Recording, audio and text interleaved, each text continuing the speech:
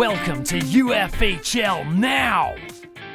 A close-up look at the ultimate fantasy hockey league. The most realistic fantasy gameplay. High stakes. High reward. Here's your host, the owner of Duckman's Domination in the UFHL, and the mighty Mallards of the UFAHL, Dean Millard. Hello there, and welcome to this road trip edition of UFHL Now. My name is Dean Millard, the owner of Duckman's Domination, the mighty Mallards, and a partner of High Level Scouting. By the way, there's the president of High Level Scouting. We're making our way to Manitoba. Later on, though, we will be chatting with Saskatchewan's finest, Larry Fisher, UFHL insider. As many of you will be wondering why Duckman's Domination made such a giant trade, we're going to fill you in on everything. We love sharing our plans. They might change, and maybe there's some misdirection going on with what we say. I guess everybody will have to find out, but certainly we have had a clear objective since purchasing this team of what we wanted to do and how we wanted to do it. And this plan was laid out over a year ago, and it's just now starting to come to fruition. So we'll explain it all. We'll get to some really big news involving a franchise and a scouting agency and a new exciting name, and then a whole lot to get to when it comes to a free agency in the NFL and the NHL and free agency in the UFHL. This show, of course, is proudly broadcast on the Ultimate Fantasy Sports Network, your one-stop fantasy sports shop. We've got some amazing programming on there right now and some great programming on the way. And, of course, you have to keep up with everything that's going on in the UFFS. So whether it's the UFAHL, the UFBA coming up, the UFLB, we always have something coming on, and we always have new and exciting athletes joining us as well. When we come back, Larry Fisher will join us as we get the inside scoop on the UFHL Now.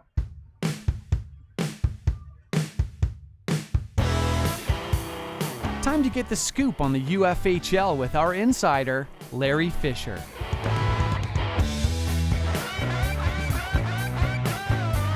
He's had lines in the water all week long. What will he reel in for us today? Let's dive in and find out what's going on with the UFHL now.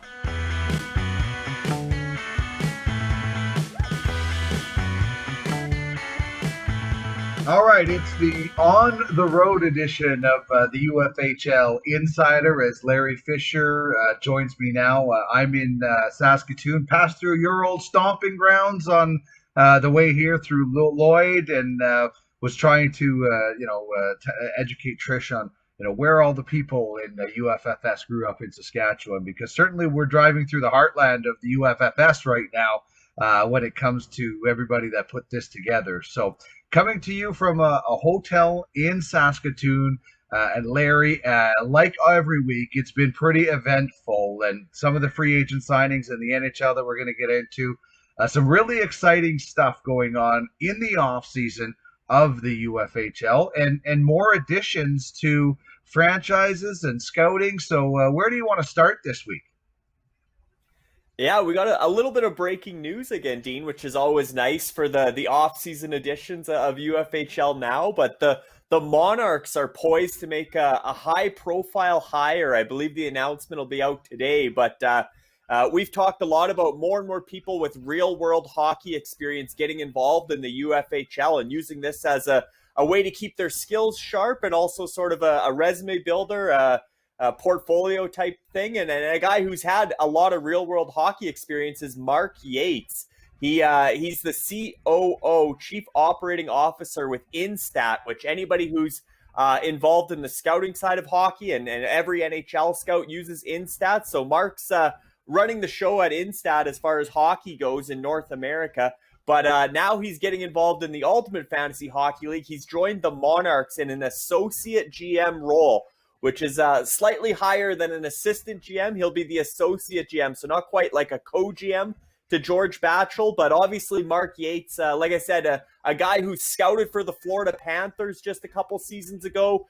His scouting experience includes Mississauga Steelheads in the OHL, Halifax Mooseheads in the QMJHL. He's been the director of player personnel for the Muskegon Lumberjacks in the USHL. So he's kind of covered all the different junior leagues in the scouting realm. And his partner, Ed Palumbo, who is also a big part of Instat, he joined the UFHL shortly after the UFF Sports and Instat formed a partnership. Ed Palumbo got involved, and Rob Love recruited him to be a scout for Fanalytica.tech, their scouting agency. And I'm thinking, Dean, that the relationship between Mark and Ed, and the fact Ed is still an independent, I'm sure he's partially affiliated with the Tornadoes with Rob Love, but I think the Monarchs are going to try and recruit Ed Palumbo into the fold too. So they're really, as well as George Batchel, who was recently named the GM just under a month ago.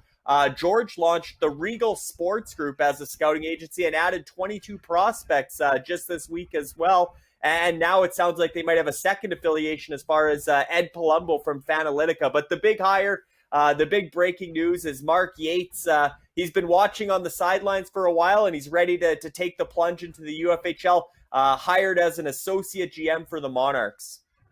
I still remember the days, and the scouting agency grows when we had 9 scouts or 9 scouting agencies within it, and thankfully Trish and Craig Button of High Level Scouting were able to get in one of those 9. But man, things are going to be so much different with so many great, beautiful minds in this league. This futures auction and how we disperse the 2024 draft picks is going to be much different. I'm sure even for you as you go through all the results. Last year, lists were submitted from, I think, 9. This year, are we over 40 now? Yeah, we'll be close to 50. I think we're at 49, so we could be hitting 50 before the futures auction on August 8th. So it's definitely growing, and there's only 64 prospects available there with upwards of 50 scouts potentially bidding. So it'll be competitive for sure. I also love how franchises keep, raising the bar when it comes to who's getting involved.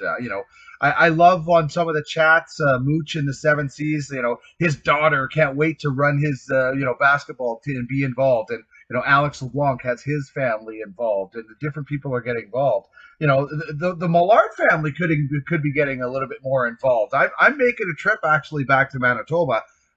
Maybe this becomes a business trip and we write it off a lot more because I'm talking to the family, maybe even get the Drake Jim Millard, the head duck involved or something. But the people that keep getting involved in this league, whether they're, family or famous in the hockey world, is so amazing and great for the Monarchs and the scouting agencies to really, really step it up and force everybody else to step their game up as well. Because as we said, we cover this league like it's the best league because it is.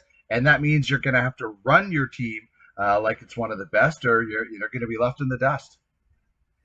And I think, Mark Yates he put his name out there as a GM candidate last week, and there wasn't many franchises or no franchises at the time looking for GMs, but I know at least 3 franchises reached out to Mark and did interviews or did conversations with him, and everybody came away very impressed. Some were offering him scouting roles, some were offering him roles like he got an associate GM. So I think he was a hot free agent coming into the UFHL, and certainly he'll get his feet wet as a associate GM. And I wouldn't be surprised if one of the upcoming GM openings, as spots open up, I think Mark will be at the top of the list of candidates. And actually with Ryan Malone's situation with Dynasty, Dean, and Xavier Smith, the reigning GM of the year with Dynasty last season, they've sort of parted ways now, or Xavier's taken a step back, mainly just I think maybe some philosophical differences on how to build that team, how to manage the salary cap, because they're quite a bit over the cap now, and guys like Alex Goligoski just signed for $5 million, and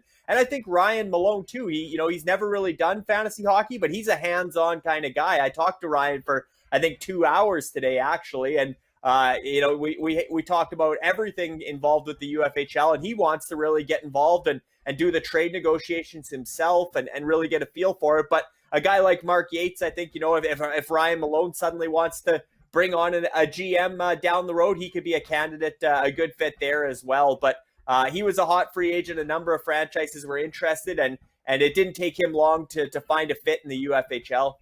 That'd be interesting if the guy, George, went out and found the left for another team. Where have I seen that before involving George? Yes. But that's the name of the game. George got in, showed what he could do, got hired by somebody else. Mark comes in. I'm sure it won't be long before other teams are knocking on the door. And, as the Monarchs and George and everybody involved, you don't want to step in the way and stand in the way of somebody, going up, just like we see with assistant GMs. I never like it when teams will not let their assistant GMs interview for jobs unless they have something really, really, really great promise for them. But you just never know. So the greatness continues in this league. Okay, let's get to this next story. I know you're interested in it, and I know a lot of people are interested in it. So the big trade that we made that signals what we are starting and hoping to accomplish in the next couple of years in this league. Duckman's making waves, Dean, this week. This was a big trade, obviously a 5-for-1 as far as pieces go, and you look at the trade, you're parting with your 2023 first-round pick, as well as Godfather's first-round pick in 2023. There's a second-round pick in there from 2022, and 2 quality prospects, Connor Zary and Devin Levi, in exchange for Blizzard's 2022 first-round pick. And I feel there's a sentiment out there that perhaps this is an overpayment. And what if Duckman's Domination's 2023 first is still in the Connor Bedard sweepstakes? But I'm guessing that's not going to be the case. And you can kind of enlighten us on how this deal came together and why you really targeted that Blizzard 2022 first round pick as to go along with Duckman's 2022 first round pick. But what's the thinking to take this big package in order to acquire a coveted pick like the Blizzard 2022 first round pick? Well, yeah, so the 2023 pick, the reason we did trade that is because we fully intend to make the playoffs in that season, and that pick will not be a lottery pick. So when we bought this franchise, when we got into this, we stripped down the team. So we had a 4-point plan, basically, when we started this. Point number 1, strip down the team, get as many assets as we could. And we accomplished that. We have, 27 prospects that we consider, from really good to great.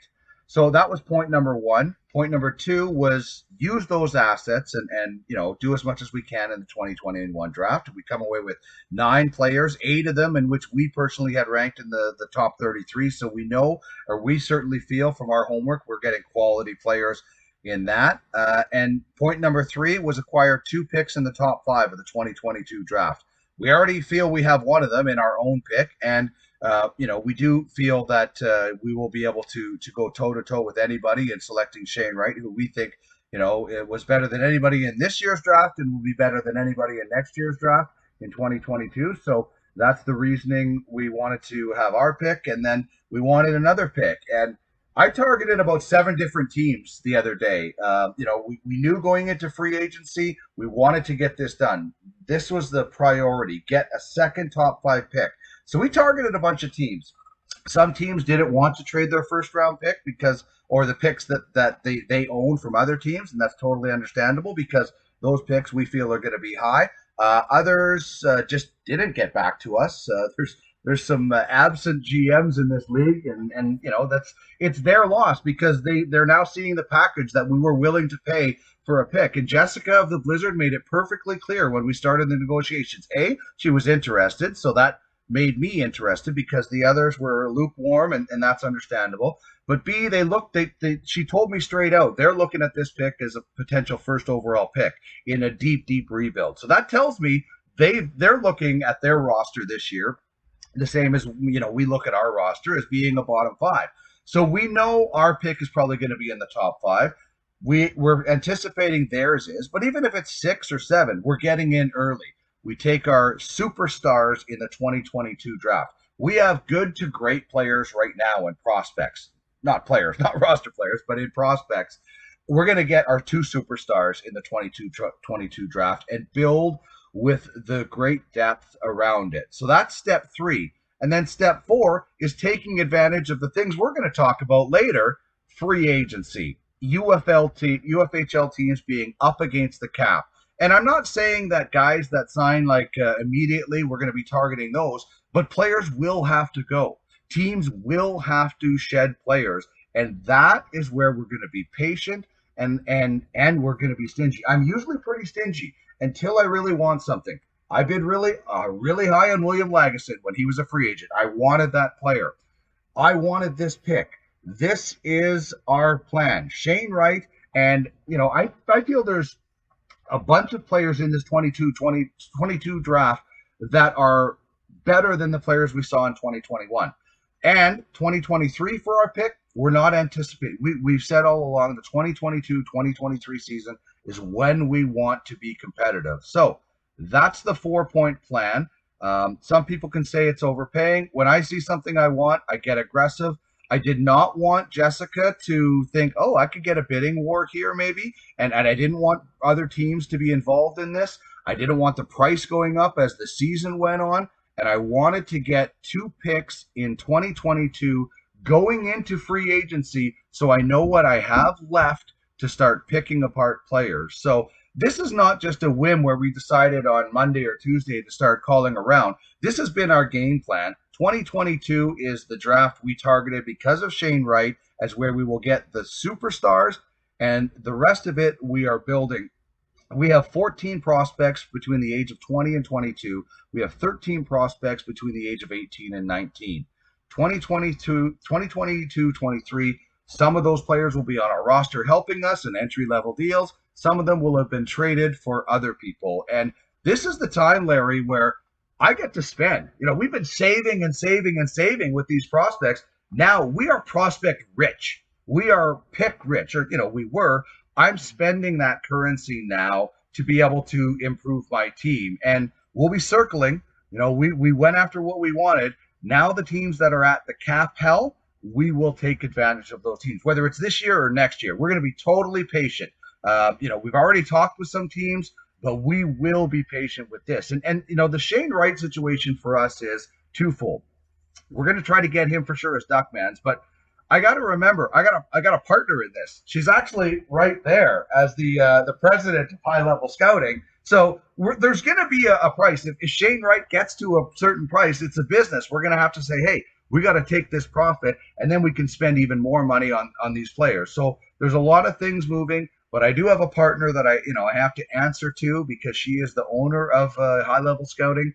So that's the grand plan. And whether people want to say we overpaid, it doesn't bother me. I'm not here to impress other GMs. I'm here to build the best hockey team we can. We have a game plan. We like the players we're targeting. We know the players that we want in the future. And 2022, 2023 will be a true coming out party for Duckman's Domination. I love it. It's great to see the 4-point plan and really have it out there and see the inner workings of Duckman's, because you're right. You finished in last place in 2020-21, and some people are looking at the roster and the prospects thinking, okay, like I said, these are good to great prospects, but who's really going to carry the flag for Duckman's going forward? And I think the general consensus, knowing the affiliation with high level scouting and having just seen it play out in the 2021 entry auction where Can West, controlled, and the Generals went out and acquired from Ruby ISS the three of the top prospects, and Owen Power, Mason McTavish, and Brant Clark, and then went out and drafted them, acquired the draft picks to select them in the entry auction. And kind of, again, that 10% versus 100% payment is such an advantage for franchises that are affiliated with scouting agencies. So I think we just saw it play out. We saw Red Army leverage the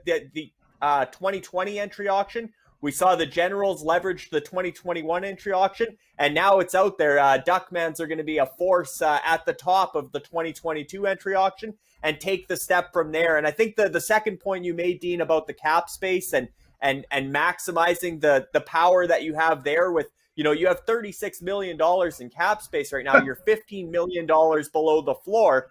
And to be smart with that, right? And I look around the league, and Assassins are a franchise that are over the the cap. Dougie Hamilton just got a $9 million contract. That's going to bump them closer to $10 million over the cap.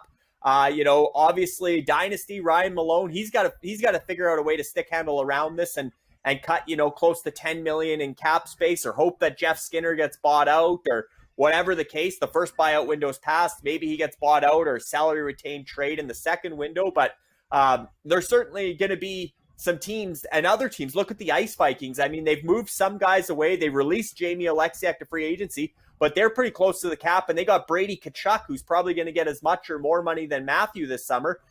You look at other teams, guys like the Warriors have Elias Pettersson coming up. There's going to be teams that are pushed, like you said, tight to the cap. I mentioned Dougie Hamilton from the Assassins.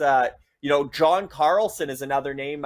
Scott Lowater put out there for the Yetis, a guy who makes $8 million. So you got Dougie Hamilton at $9 million, John Carlson at $8 million. You got some big name guys with big price tags that are floating around. But for Duckmans, you could acquire Dougie Hamilton and John Carlson, and it would just get you to the floor. You'd only be $2 million over the floor. So, I mean, you got lots of room to bring in star power. But at the same time, like you said, you kind of want Duckmans to, you don't want to tank, and we don't want to promote tanking, but certainly you don't want to play your way out of the bottom five this season, because Shane Wright is the pot of gold at the end of the rainbow. So it'll be interesting to see how much better Duckmans gets for next season, and how you manage that cap space, whether you save some for next off season and make that the coming out part. You have Shane Wright, you load up on some big name free agents, and you trade some of this volume of prospects. They're all good prospects, but you have a lot of them. Like I said, you could package 4 or 5 of them for 1-star player, and then still have your top end, prospects coming along. So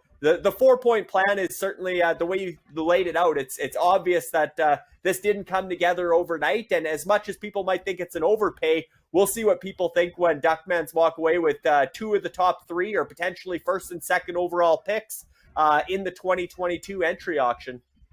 Yeah, and that's what we did. We completed a trade for Gunnar Fontaine, best name in the game. It was really hard to trade that name, and Ryan Francis. We picked up a pick that we used in this trade. So we're constantly using the assets that we have. And since we made that trade, we talked to a few teams, and they want a lot for these players, and that's fine. We've already paid a lot for what we want. Now we're going to be selective. And just to read a quote from the vice president of scouting for Duckman's Domination: "Don't take bait, steady." So Craig is well aware of what our plan is, and we have some teams that we're talking to, and I send him the offers.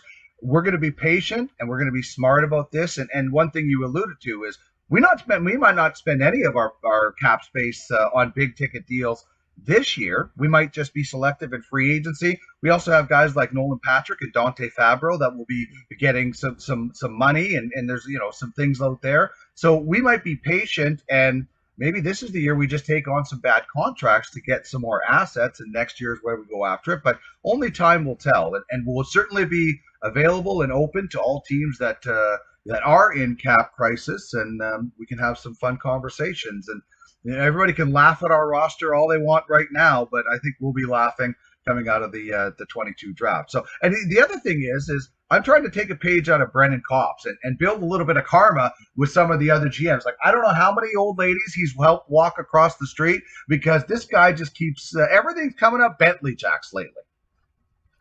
It is. Even you look at the way their goaltending played out, Dean. They've been busy since the expansion draft, but we were laughing on Telegram about their goaltending. They drafted 3 goalies, Darcy Kemper, Daniel Vlader, and Brian Elliott, and all 3 of them were on the move this week, and arguably all 3 landed in better spots. You go Darcy Kemper from Arizona. Wins are so important in fantasy. You go from Arizona to Colorado. Well, you couldn't do much more of an upgrade than that. Brian Elliott from Philadelphia to Tampa Bay. Yes, he's behind Andrei Vasilevsky, but Tampa Bay's so good in the regular season, they don't need to wear out Vasilevsky. They can let Brian Elliott pile up some wins. And then, Daniel Vladar, who it looked like he was going to get an opportunity in Boston with Tuukka Rask hurt. Well, they went out and signed Linus Ullmark and flipped Daniel Vladar to Calgary. So he's stuck behind Jacob Markstrom there, but still a good landing spot. And what I was thinking when you were leading into the Bentley Jacks, Dean, is some of these franchises also are carrying too many NHL bodies, and the Bentley Jacks are one of them. They selected 31 players. in the expansion draft. They acquired, they came out of the expansion draft with 42 players. A lot of them are, waiver eligible. So they got to cut down some bodies prior to the start of next season at the roster deadline, or they're going to have a half dozen or, 8 guys that are quality guys going on waivers that Duckman's is going to be there to scoop up. But maybe Duckman swoops in early and grabs a few NHL caliber players, kind of like Kamikaze did here.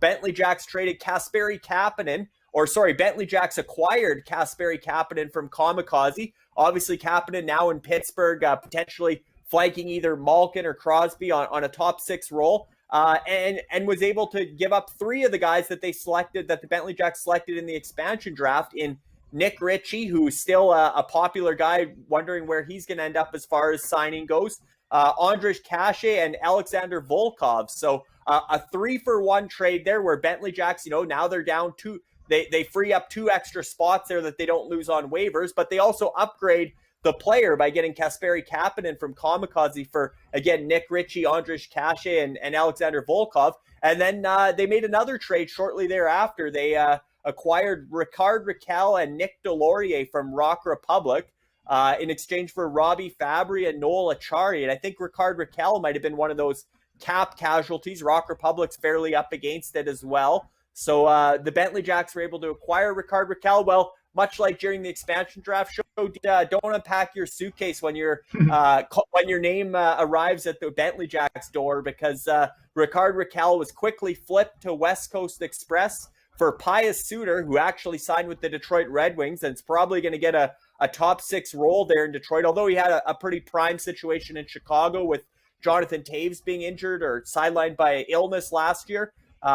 As well as a 2023 first-round pick. So Ricardo Raquel to West Coast Express for Pius Suter and a 2023 first-round pick. But certainly the Bentley Jacks are continuing to maneuver and trying to, trim down their roster a little bit. They did at least open up 2 roster spots, extra spots, by making these 3 trades. So the Bentley Jacks are going to stay busy, no doubt about it, between now and the roster deadline, because they don't want to lose good players on the waiver wire, the preseason waiver wire. So there's another opportunity for Duckmans to, if you got some open roster spots, I'm sure Brennan Kopp will be interested in some of those 27 prospects in exchange for some good depth players from the Bentley Jacks.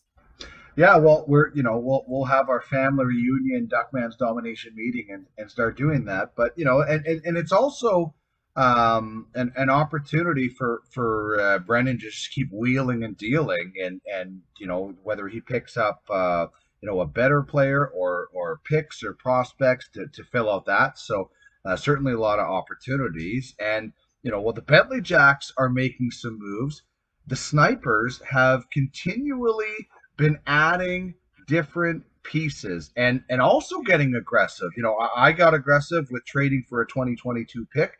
We saw this franchise get pretty aggressive in the draft as well. So another franchise that's going out and getting what they want. Yeah, I really liked what the Snipers did in the entry auction. And then, of course, this trade just came out following the entry auction, but it was actually made during the playoffs. And it was just a matter of picks being tied up through the entry auction in order to announce it. But they acquired Jack Eichel coming out of the playoffs as their face of their franchise. Still waiting on the shoe to drop in the NHL to see where Jack Eichel is going to land. Maybe it's Vegas now. They freed up a lot of cap space by moving Marc-Andre Fleury and now Ryan Reeves as well. So Jack Eichel could go there. But speaking of franchise players for the Snipers, how about landing arguably one of the runners-up for the Conn Smythe Trophy playoff MVP and Carey Price, who backstopped Montreal to the final. There was some worry about whether Carey Price would be out long-term like Shea Weber, but it sounds like more of a minor surgery. He should be ready to go for the start of next season. So Carey Price added to the Snipers. They got Jack Eichel and Carey Price as 2 sort of $10 million men, face of the franchise type guys for the Snipers. They compare Carey Price with Jack Campbell, who they also acquired this offseason. So they have the 1-2 punch originally there with Toronto and Montreal. But the Snipers have been busy all offseason, certainly overhauling that franchise since the LeBlanc family purchased the Snipers from UHA back in mid-May. So I look at all the moves they've made, and Carey Price just being the latest. But that trade, they paid an interesting package, but not a huge package because the Godfathers had Carey Price. And one thing about Carey Price, he does have some hard miles. His body's he's been a workhorse his NHL career. He's getting a little bit older, and he's got a big contract, right? So some people would say both Shea Weber and Carey Price's contracts were negative value, and maybe that's why Montreal exposed or got Carey to waive his no move clause to be exposed to the Seattle Kraken in the NHL expansion draft, just because the general perception is that's a bad contract, even though he's a really good goaltender. He's got some term left at a high cap hit. So maybe the Godfathers, again, looking at their cap situation, wanted out of that Price contract, but they didn't have to pay a whole lot as far as the Snipers go. They got him for Juuso Välimäki, who's obviously going to be a top 4 defenseman in Calgary, a quality defenseman. Ville Husso, who's been the backup behind Jonathan Binnington in St. Louis. And they actually acquired the Bentley Jacks second-round pick, which the Godfathers used to trade down, and they selected, they got 2 second-round picks instead of 1. Took Danila Klimovic of Vancouver and Dylan Duke of Tampa Bay, 2 sort of potential high-ceiling scoring forwards with that. But nonetheless, I look at the Snipers and just the body of work they've put in this offseason. We've highlighted them a couple times on the show already, Dean, but bringing in guys like Jack Eichel and Carey Price, that completely changes the complexion of that franchise. But they also brought in the Suzuki brothers. They got both Nick and Ryan Suzuki. They brought in, they already had Cole Caulfield and Cole Perfetti. They brought in Nick Robertson and Rodin Amirov, 2 top prospects from the Leafs, who the LeBlanc family are Leafs fans. And then this year's draft, like we said, Dean, they did really well. They got Dylan Guenther at 12. They got Simon Edvinsson, the 5th or 6th overall pick at 15th. And they got a 2 Ratty in a bidding war as the first pick of the second round. And they already had a couple other good defense prospects to go with Simon Edvinsson and Cam York and Topi Nimela. So all in all, lots of players in new places as well. As we see all around the league, Dean, there's been a lot of movement in the NHL. The Snipers are no different. They had Duncan Keith.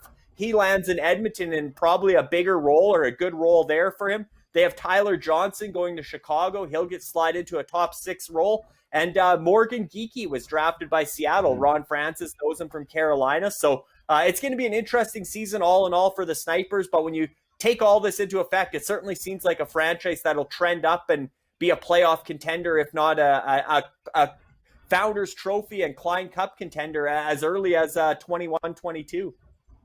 All right, so a number of moves being made from different teams, and one that you teased last week happened. Yeah, Bowen Byram for Tim Stützle as a 1-for-1. 4th overall pick in 2019 for the 3rd overall pick in 2020. A very interesting trade as far as what it would mean in the real world, but certainly in fantasy. So Bowen Byram from the Royals to Red Army. And you're right, we teased that as it sounded like it was happening leading into last week's show, and it came to fruition over the weekend. And then, some other trades around the league. Jordan Eberle, after he was drafted by Seattle, the Royals were putting all the Seattle Kraken players on the block. Jordan Eberle went from the Royals to the Eliminators, and the Eliminators, as you know, Dean, lost the top 6 forward in Sam Reinhart due to an error on their protected list. They had to give up Sam Reinhart in the expansion draft. So they brought in Jordan Eberle as a replacement there. And the Eliminators, who've been, Luke Schonweiss has been more so on the quiet end as far as I know. He just had his first child this spring too. So he's been busy at home being a dad and all that. But nonetheless, he's getting involved this offseason. He also acquired Brandon Montour from the Titans, and Montour obviously signed a new contract with Florida. So the Eliminators add top 4 defensemen in Montour and a top 6 forward in Jordan Eberle.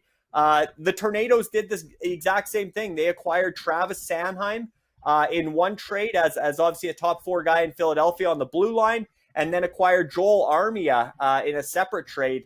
Again, trying to, like Duckman's, I think Tornadoes, they were at the bottom of the standings, but they're trying to put pieces in place to gain some traction and trend up. Whether they get out of the bottom 5, whether they make a push for the playoffs remains to be seen, but they're bringing on more NHL caliber players by acquiring guys like Travis Sanheim and Joel Armia.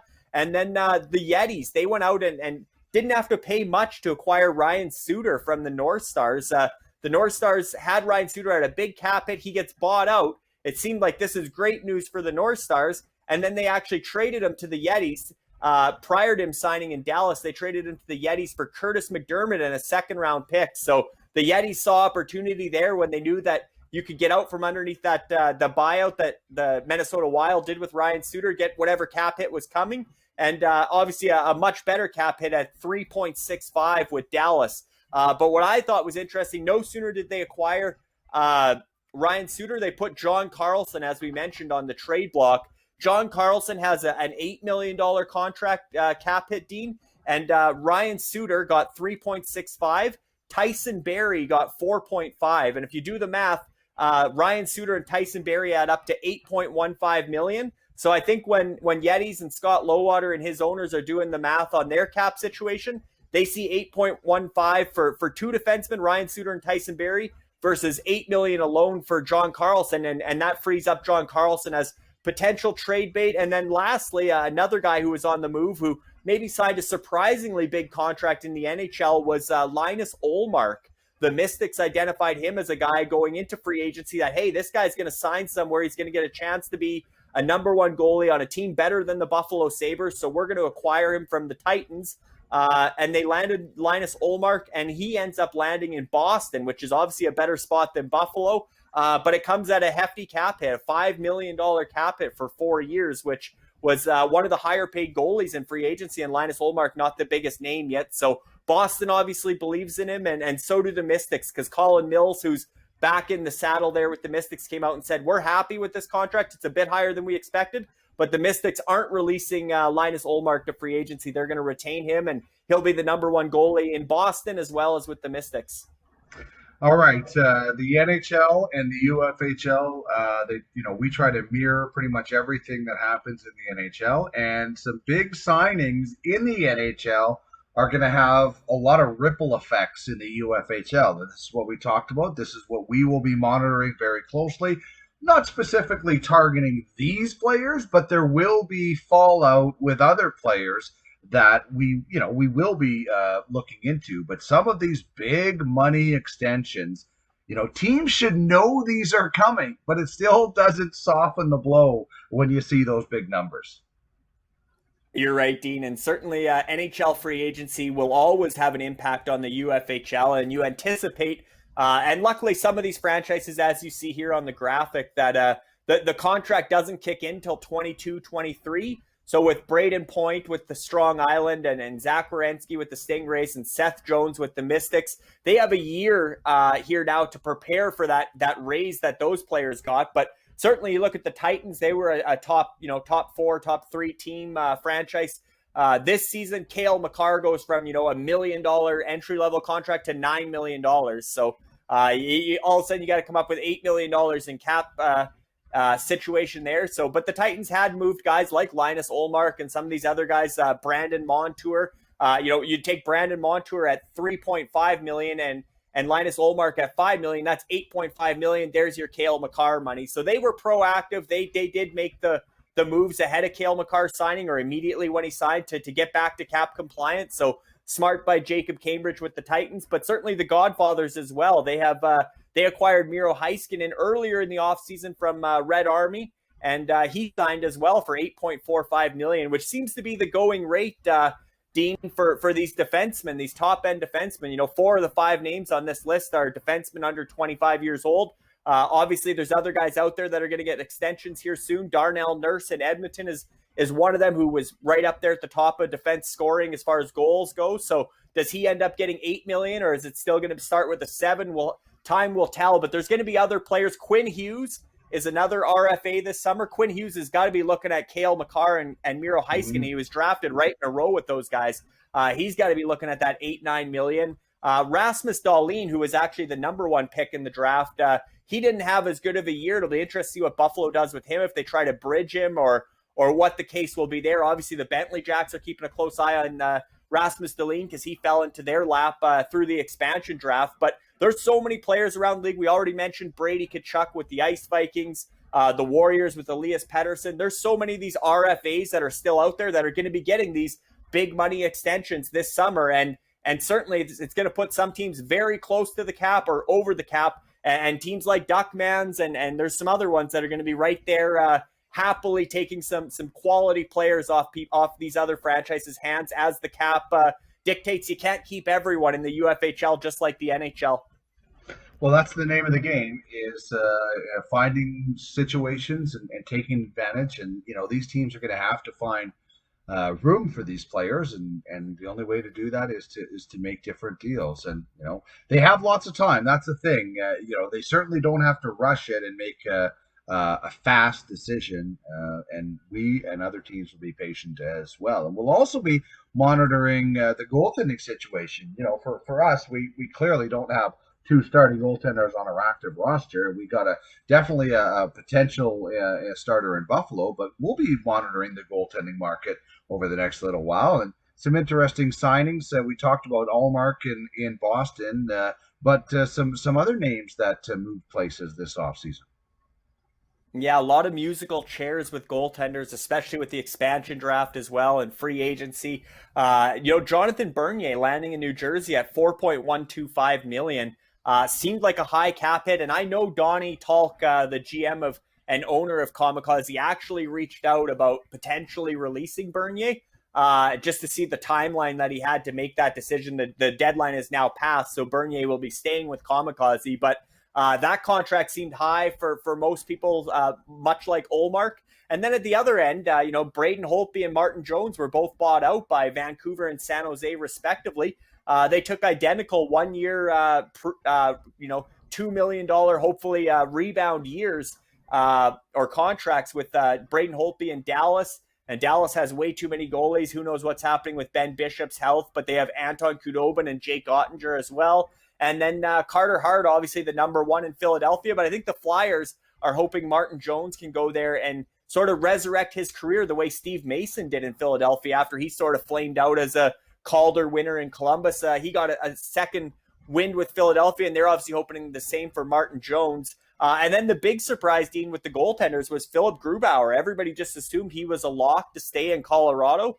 And he surprised everybody by signing a 6-year deal with the expansion Seattle Kraken. And what does that do for the Brutes? We don't know how good the Kraken will be, but certainly Philippe Grubauer was the Brutes' best player this past season with Colorado. He was, I believe, if not the top goalie in the UFHL, top 2 or top 3 as far as fantasy points, thanks to all the wins he got with Colorado. So that was a change of scenery that was unexpected. And obviously Darcy Kemper filled the void in Colorado. But musical chairs for goaltending and continuing to monitor the goalie market.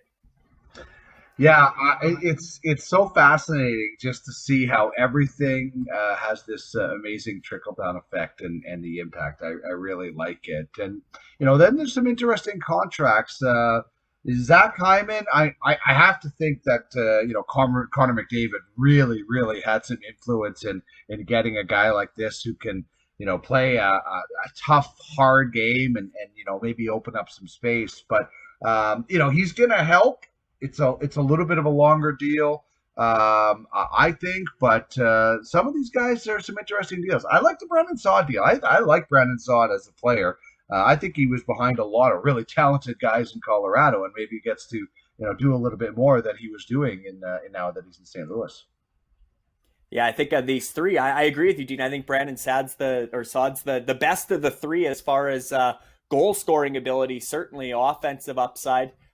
Maybe not as physical or as much of a power forward as the other two, but at free agency, first day of free agency, power forwards are always getting paid. Going back to a few years ago when it was Milan Lucic and Kyle Okposo and those guys, and we've seen David Clarkson cash in.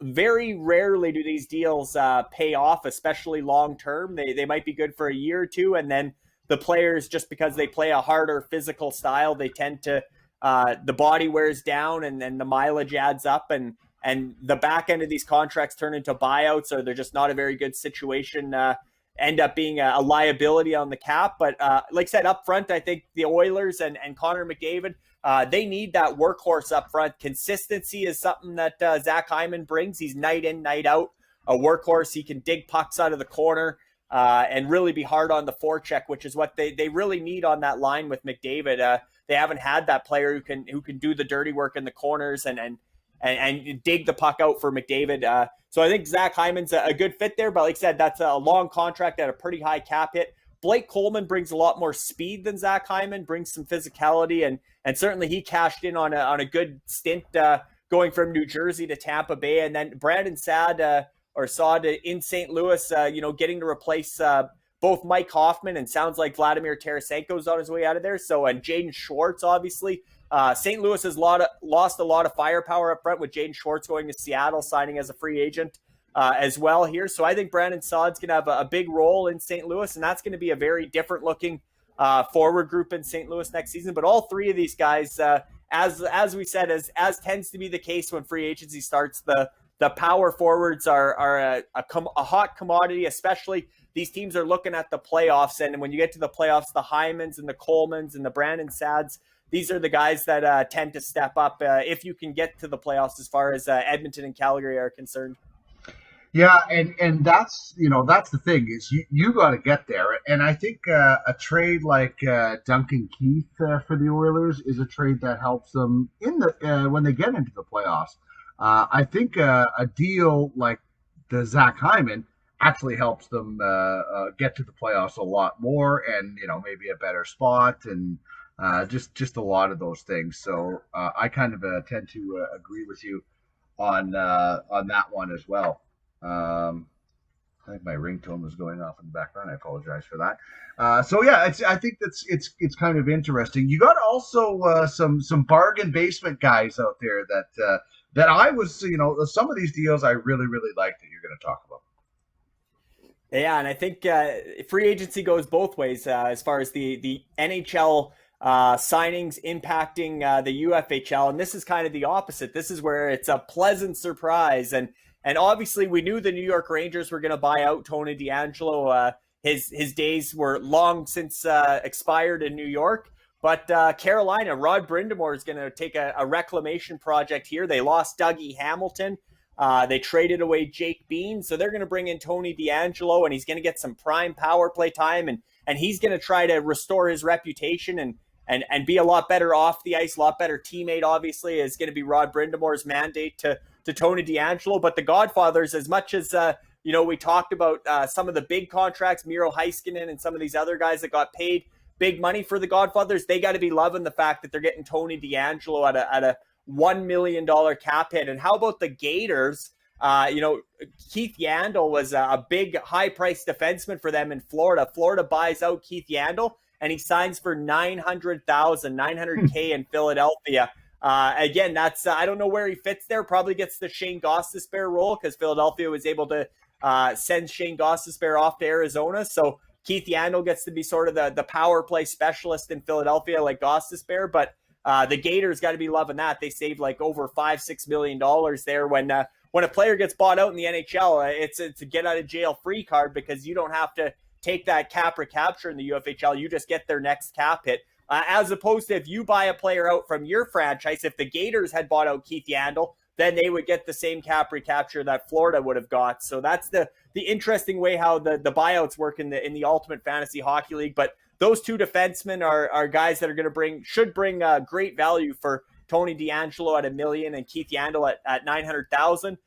Jake Bean, obviously surprising to me that Seattle didn't pick him instead of Morgan Geekie in the expansion draft. And then also surprising that Carolina, they dodged that bullet. He didn't get selected by Seattle, and Carolina instantly turns around and trades him for a second-round pick actually a pick that came to Columbus in the Seth Jones to Chicago trade. They turned around and used that second-round pick to get Jake Bean from Carolina. But that was surprising, and he signs a 3-year deal with an AAV or cap hit of $2.33 million. And I think the Generals will like that. They get that cost security for 3 years at least at a nicer lower cap hit. And then two forwards, again, one that's in the system for the Generals. He's actually with the UFAHL Corporals at the moment, but I'm assuming he'll be promoted to the Generals, is Michael Bunting, who's coming home to Toronto, signed with the Leafs for 2 years at $950K, nice cheap cap hit under $1 million.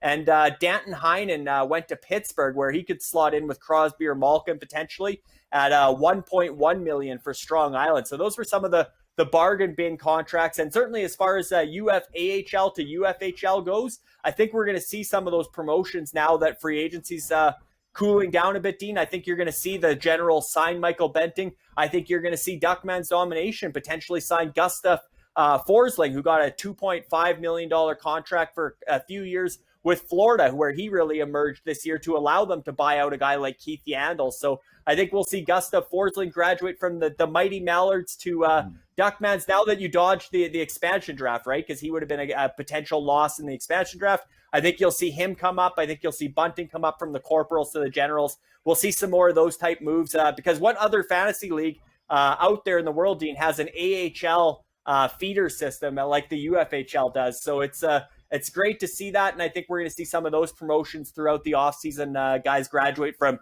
AHL-only contracts up to a two-way contract. That's why you're the insider, because you know all of my moves already. So it makes you so great at your job. And you've been doing a lot of work, and Andrea and Nathan, so much great work that you guys did to make sure we had a draft, and now testing the system, because the UFHL free agent frenzy auction is slated for Sunday.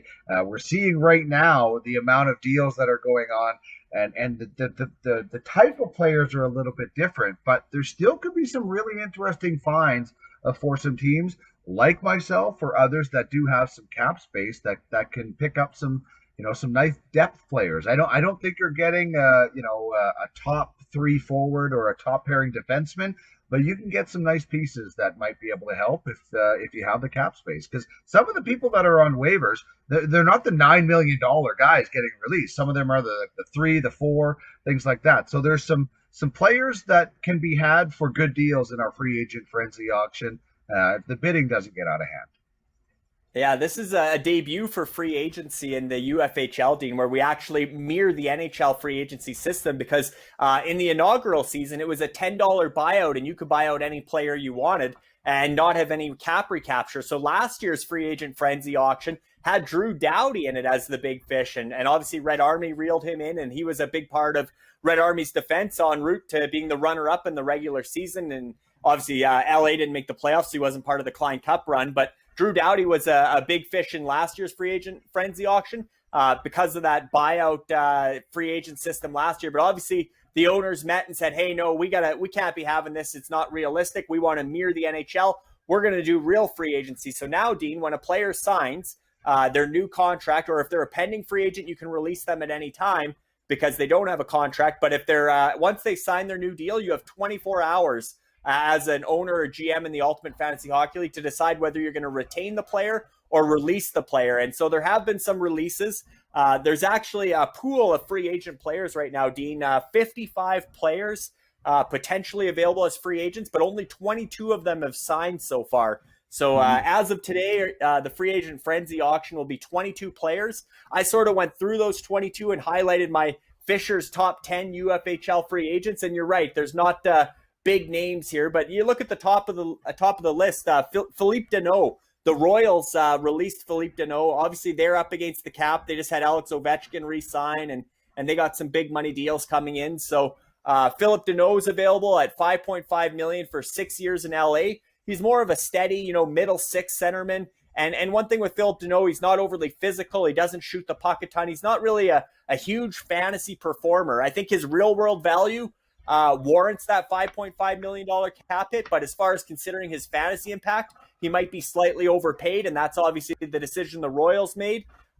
Jamie Oleksiak, again, the Ice Vikings, the reigning regular season champions, the Founders Trophy winners, very tight against the cap. They got Brady Tkachuk coming still. They've had some other big signings this offseason. Jamie Oleksiak just didn't fit into their cap picture. They didn't want to get stuck with him. But, he's going to be one of the faces of the franchise in Seattle. And him and Pat Maroon battle for who gets to have the Big Rig nickname. They both go by the Big Rig. But Jamie Oleksiak's the heaviest player in the NHL. As far as the UFHL goes, Dean, you know how important penalty minutes, hits, those two categories are controversial in the UFHL. Some think penalty minutes and hits are weighted too heavily. But certainly they're worth a lot. And Jamie Oleksiak hits those categories very heavily. So $4.6 million is a big price tag, but he's still just kind of in the prime of his career. And 5 years with Seattle, he's going to be a go-to guy on their blue line. And certainly, a new team, they got to make a name for themselves. They got to stand up for themselves. Jamie Oleksiak is going to be doing a lot of that as far as the physical play. Luke Shen was a guy that actually, he was released after he signed this contract with Vancouver. 2 years at $850,000, so only $100,000 above league minimum. And I was a bit surprised that the Kryptonites released him, because I think anytime you can have a close to league minimum guy at the bottom of your depth chart that's still going to play some games, like a Luke Shen, and I think he's really going to look forward to playing in Vancouver. He obviously played his junior in Kelowna in British Columbia. He's got a lot of friends in BC. I think he's going to like being a Canuck. He's there with a former junior teammate, Tyler Myers. Madison Bowie's in Vancouver, or has been in Vancouver's system as well. So there's a lot of Kelowna connections there. I think, again, Luke Shen's another one of these guys, and you'll see this trend on this list, Dean, but he's one of those guys that gets a lot of penalty minutes and a lot of hits, and that's rewarded quite well in the UFHL. So I think he's got some value at that price tag. And Jared Tenorti, Dean, $900K for 2 years with the Rangers. The Rangers also acquired Ryan Reeves today. They previously acquired and signed Barclay Goodrow. It's no coincidence they're bringing in some sandpaper after watching Artemi Panarin get manhandled by Tom Wilson. I don't think that's going to be happening next season. Washington and the Rangers are going to be must-see TV. Tom Wilson going up against Reeves, Tenorti, and Goodrow. But Jared Tenorti, son of Mark Tenorti, former hard-nosed NHL defenseman as well. Jared plays much like his dad. He's a big, strong defenseman, likes to fight. Lots of hits, lots of penalty minutes at $900K. Again, very bottom end of the roster. These are guys that are in and out of the lineups, 6, 7, 8 defensemen. But at that under $1 million, they're going to contribute probably more fantasy points than you would expect because of the way penalty minutes and hits are weighted. Obviously, Cody Ceci in Edmonton's a controversial one, $3.25 million. Some people think that's a bit high, but he's going to be a potential top 4, might be Duncan Keith's partner. So there'll be some interest in Cody Ceci, I think, in that free agent auction.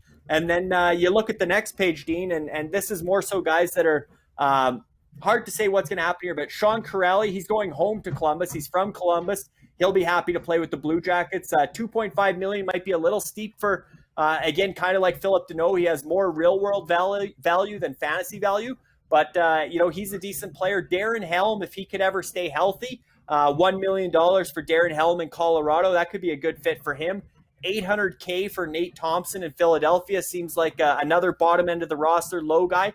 And then the last two, Dean, are two forwards that I think are worth a look for rebuilding franchises that could have some upside. Juho Lamiko in particular, a Finnish guy. Well, both are Finnish forwards. Juho Lamiko in Florida at $750K, and Kasper Bjorkqvist in Pittsburgh at $750K. And that one was I don't want to say a rookie mistake, but one that Jeff Ray was one of his first moves as GM of Red Army was releasing Kasper Bjorkqvist. And I think he might want a mulligan there. Red Army might end up putting in a bid on Kasper Bjorkqvist just because he does have decent upside still. And I think they might have given up on him a little early, but those two Finnish forwards are the other guys that I think could bring some value to the bottom end of the roster for franchises that have open spots. Well, it will certainly be interesting, and you could find some depth players. You could find some players if you need to get to the floor of the salary cap, and and then see what happens from there. And then we still have the buyout window for teams that want to buy guys out. So it's so interesting. You have to be on your toes. You have to be checking.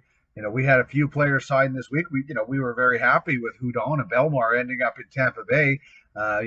Even bottom 6 guys in Tampa Bay, they get the kind of their cookies and their points. So you always have to be watching. You always have to be aware of what's going on because it impacts your franchise. And that's why it's the greatest fantasy league, and we cover it that way. So thanks so much, Larry. I'm going to make my way into Manitoba while the franchise or the free agent auction goes on this weekend, and we'll chat back with you next week. I don't know if I'm not sure if I'm back in time for Friday. Next week might have to be another Saturday, a special edition, but we'll see what happens from there and what's going on. But thanks so much for joining me on this hotel edition.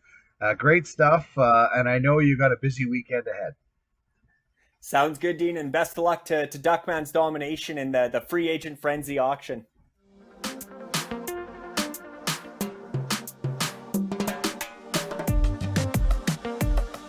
You're watching the Ultimate Fantasy Sports Network. UFSN, your one-stop fantasy shop. Get in touch on Twitter at UFS Network. Email us, ufsn@uffsports.com.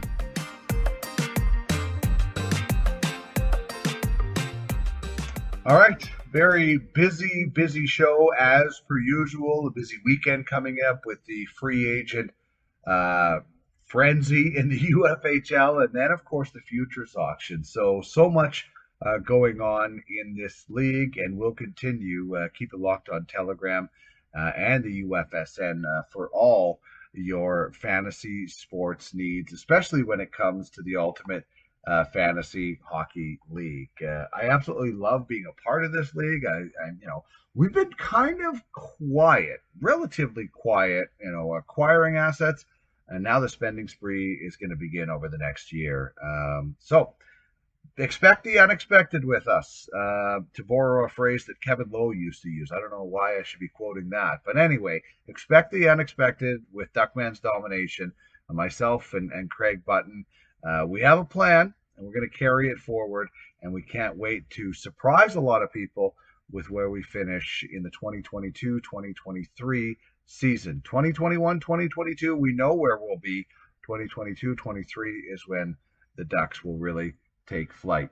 And I can't wait for everybody else to have some great off-season moves, and maybe some not so great off-season moves for some others.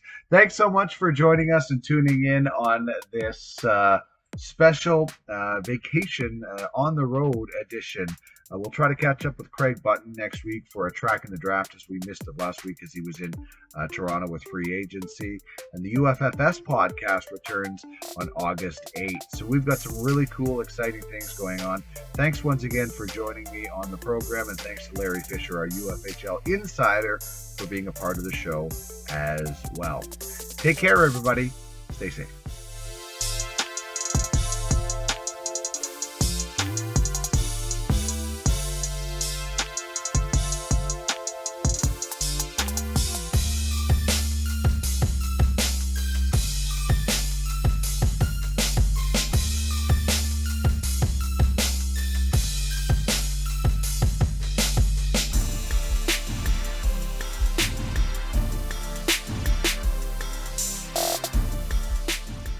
UFHL Now is produced by DM Productions. To get in touch, head to www.podcastalley.ca.